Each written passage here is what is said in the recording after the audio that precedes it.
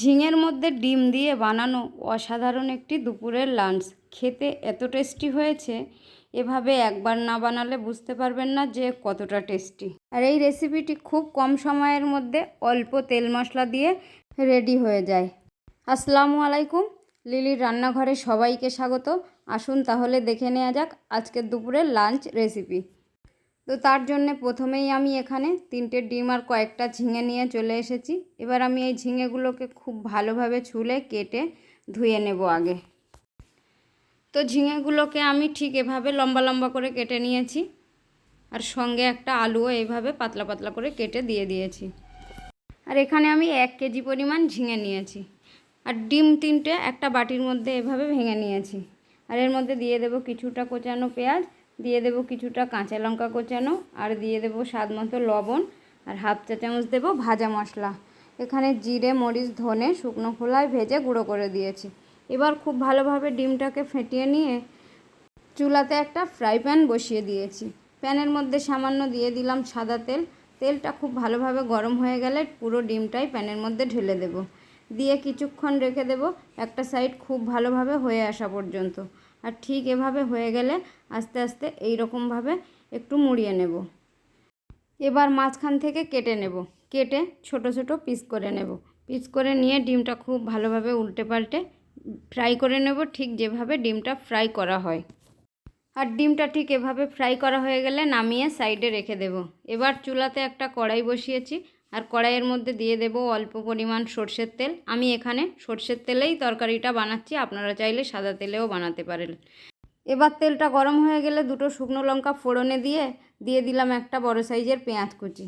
নাড়িয়ে চাড়িয়ে একটু ভেজে নিলাম, নিয়ে এবার এর মধ্যে কেটে রাখা ঝিঙে আলুটা দিয়ে দিলাম, দিয়ে আবারও একটু নেড়ে চেড়ে নিলাম।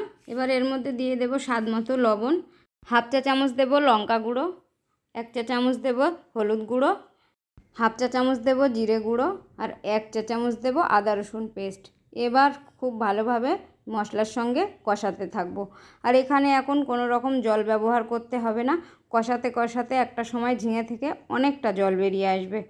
তো এবার আমি একটু ভালোভাবে কষিয়ে নেব, নেওয়ার পর ঢাকা দিয়ে দেব। ঢাকা দিয়ে এইভাবে কিছুক্ষণ রান্না করব। তো কিছুক্ষণ পর আবারও ঢাকাটা খুলে নিলাম, আর বন্ধুরা দেখুন কতটা জল বেরিয়েছে। আমি এখানে কোনো রকম জল ব্যবহার করিনি, আর এই জলের মধ্যে ঝিঙে আলু খুব ভালোভাবেই সিদ্ধ হয়ে যাবে। তো দেখুন আলুটা খুব সুন্দরভাবে সিদ্ধ হয়ে গেছে, আর ঝিঙেটাও অলরেডি গলে গেছে। এবার একদম ঝোলটা শুকিয়ে ভাজা ভাজা করে নেব। আর অবশ্যই রান্নাটা হাই ফ্লেমে রেখেই করতে হবে। আর ঝোলটা একদম শুকনো হয়ে যাওয়ার পর অল্প পরিমাণ জল দিয়ে দিলাম। তো এবার একবারেই রান্নাটা কমপ্লিট করে নেব। জলটা দেওয়ার পর নেড়েচেড়ে দিয়ে ফুটে আসা পর্যন্ত অপেক্ষা করব।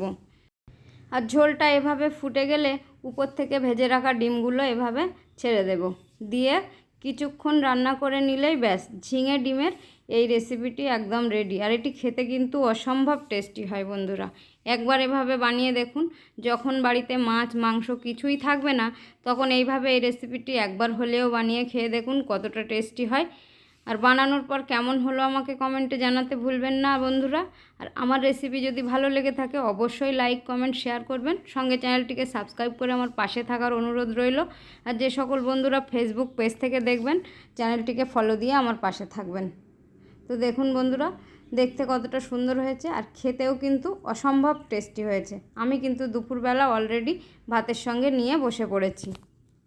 তো বন্ধুরা আজকের মতো এখানেই বিদায় নিচ্ছি, আবার দেখা হবে অন্য কোনো রেসিপিতে। ততক্ষণ সকলে অনেক ভালো থাকবেন, সুস্থ থাকবেন। আল্লাহ হাফেজ।